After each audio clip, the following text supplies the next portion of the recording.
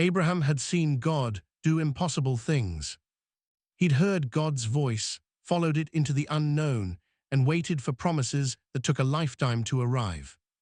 And then finally, it happened.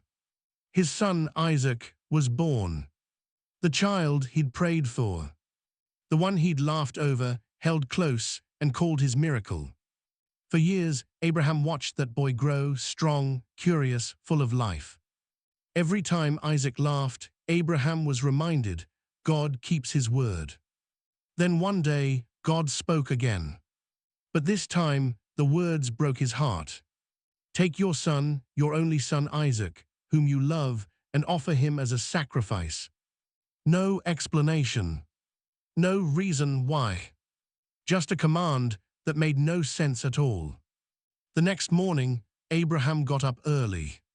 He didn't argue, he didn't delay. He gathered the wood, the fire, his servants, and Isaac, and they began to walk. 3 long days. 3 days of silence. 3 days of wondering how faith and heartbreak could exist in the same breath. When they finally saw the mountain in the distance, Abraham told his servants to wait. He said, "We will go and worship, and then we will come back." Maybe that was faith, maybe it was hope. Maybe both.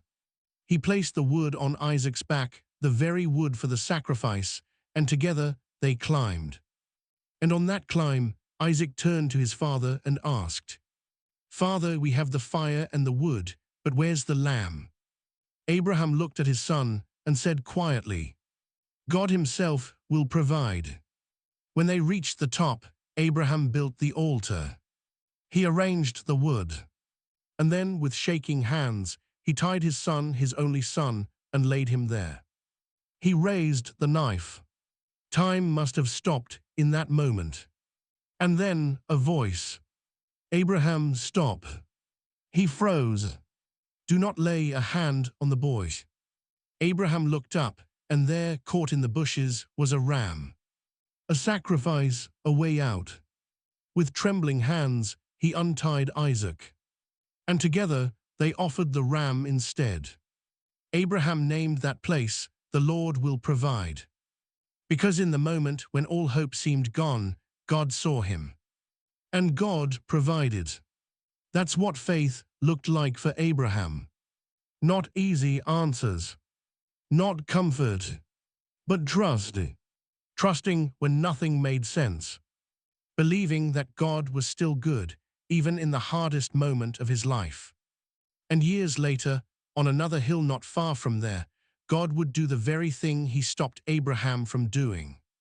He would give his own son for the sake of the world. Abraham's story still whispers to us today. Faith isn't about understanding everything. It's about trusting the one who does. Because sometimes faith hurts. But in the end, God always provides.